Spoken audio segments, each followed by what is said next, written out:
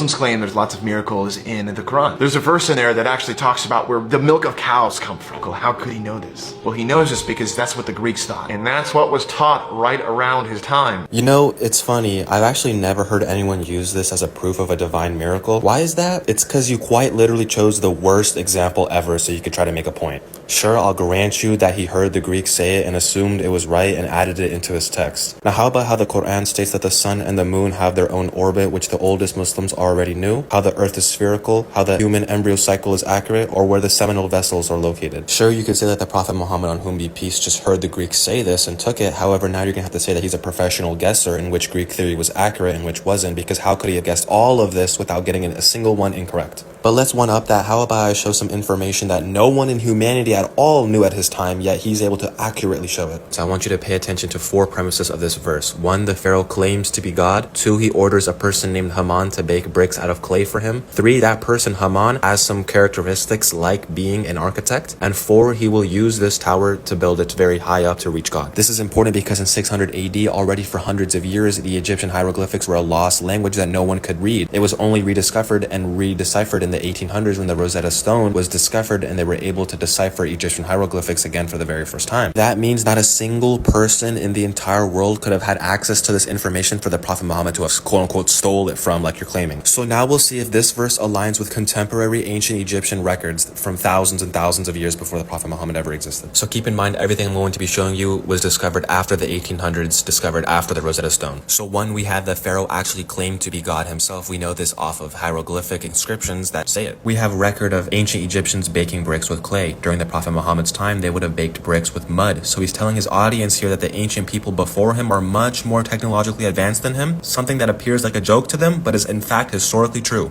Ancient Egyptians believed that they can connect to the divine through high monumental structures. This is proven through contemporary religious texts and practices that we have access to. Finally, what's probably the most important is that Haman is actually an architect, high-ranking official involved in the construction of religious matters for the court of the Pharaoh, according to historical archaeological findings. How did the Prophet Muhammad know that? He stole it. What a scientific discovery was for ancient... I'm actually really glad you said that. That's cool you believe he stole it. Unfortunately, you can't just make up things because you feel like it. Secular scholars know that the Prophet Muhammad's own life would not allow for such events like him going into a faraway land and hearing scientific knowledge from educated individuals. So no, the idea of yours kind of just blatantly contradictory to his life. So thanks for conceding that the only way you think that he could have gotten access to this info was by learning it from the Greeks. Something that academia already accepts is historically implausible.